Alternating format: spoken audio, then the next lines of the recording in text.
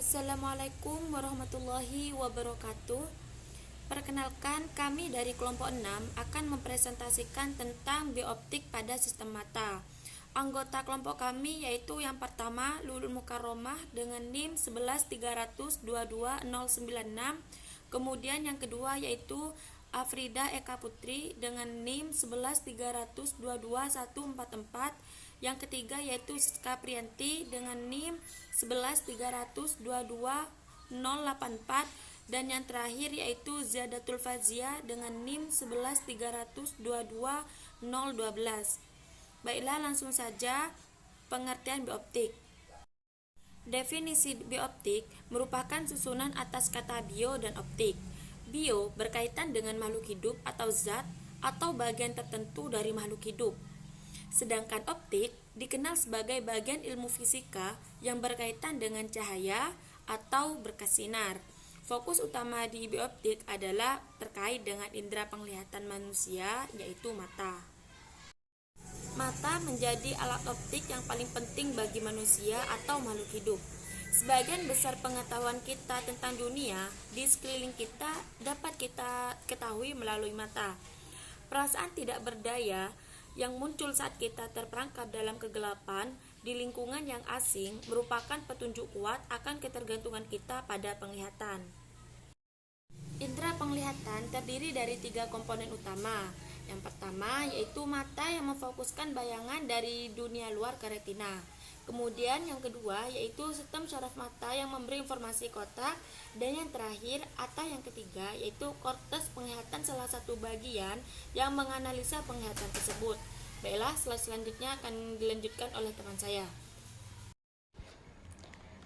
Perkenalkan, nama saya Afrida Eka Putri dengan NIM 1130222144. Di sini saya akan melanjutkan PPT dari teman saya. Bagian-bagian dari mata: sklera, koroid, iris, lensa, pupil, kornea, agarus humor, retina, fovea, bintik, saraf, dan yang terakhir ada vitreous humor. Kemudian slide selanjutnya yaitu sklera adalah bagian putih mata, merupakan lapisan luar mata berupa selubung berserabut putih dan relatif kuat. 2. Konjungtiva merupakan selaput tipis yang melapisi bagian dalam kelopak mata dan bagian luar sklera. Slide selanjutnya adalah kornea, merupakan lapisan mata paling depan dan merupakan pembungkus dari iris, pupil, dan bilik arterior serta berfungsi memfokuskan benda dengan cara refraksi. Tebalnya 0,5 mm, sedangkan lensa terdiri dari kristal, mempunyai 2 permukaan dengan jari-jari kelengkungan 7,8 mm. Fungsinya adalah memfokuskan objek pada berbagai jarak. Selanjutnya, lapisan koroid merupakan lapisan tipis di dalam sklera yang berisi pembuluh darah dan suatu bahan pigmen tidak menutupi kornea. Pupil merupakan daerah hitam di tengah-tengah, fungsinya mengatur cahaya yang masuk. Assalamualaikum warahmatullahi wabarakatuh. Perkenalkan, nama saya Zadatul Fazia dengan NIM 1130220012. Di sini saya akan mempresentasikan tentang halaman 6. Yang pertama, iris. Iris merupakan jaringan berwarna yang berbentuk cincin menggantung di belakang kornea dan di depan lensa. Berfungsi mengatur jumlah cahaya yang masuk ke mata dengan cara merubah ukuran pupil. Slide selanjutnya, lensa. Lensa mata menerima cahaya dari pupil dan meneruskannya pada retina. Fungsi lensa mata adalah mengatur fokus cahaya sehingga cahaya jatuh tepat pada bintik kuning retina. Untuk melihat objek yang jauh, cahaya datang dari jauh lensa mata yang menipis, sedangkan untuk melihat objek yang dekat, cahaya datang dari dekat. Lensa mata akan menebal. Retina merupakan lapisan jaringan peka cahaya yang terletak di bagian belakang bola mata, berfungsi mengirimkan pada visual melalui saraf optikus. Letak retina terbagi menjadi 10 lapisan dan memiliki reseptor cahaya aktif, yaitu sel batang dan sel kerucut pada lapisan ke-9. Saraf optikus merupakan kumpulan jutaan serat saraf yang membawa pesan visual dari retina ke otak.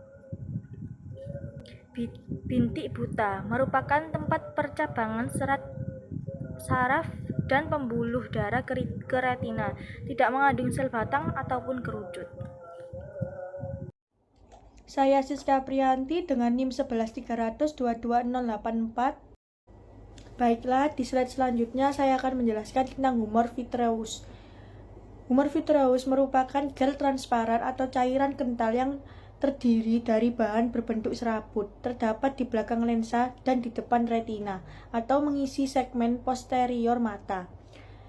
Mekanisme penglihatan dan pembentukan bayangan pada mata, sistem optik yang paling penting bagi manusia adalah mata. Di depan lensa, mata terdapat selaput yang membentuk suatu celah lingkaran. Selaput ini lah yang disebut iris dan berfungsi memberi warna pada mata.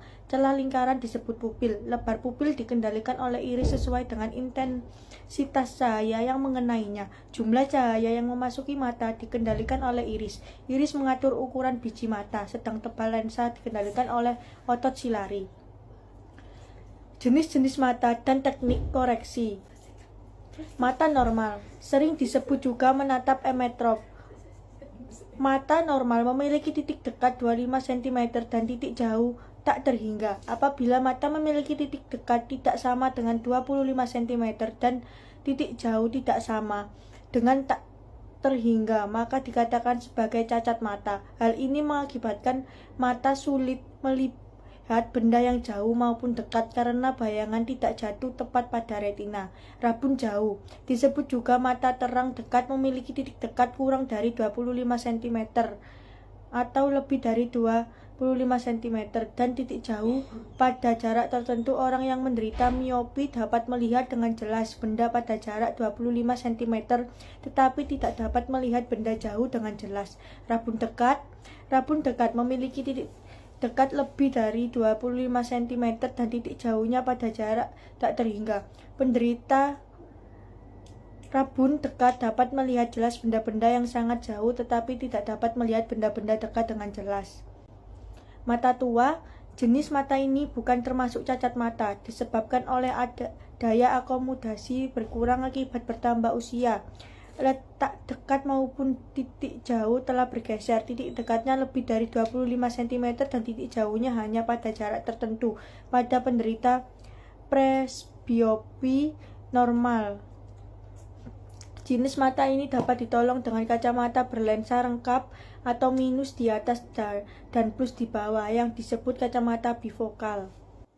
Astigma cacat mata ini disebabkan oleh kornea mata yang tidak berbentuk sferis tapi lebih melengkung pada satu sisi daripada sisi yang lain. Akibat sebuah titik akan difokuskan sebagai garis pendek. Penderita astigmatisme dengan satu mata akan melihat garis dalam satu arah lebih jelas daripada ke arah yang berlawanan. Penderita astigmatisme dapat diatasi dengan menggunakan kacamata berlensa silindris.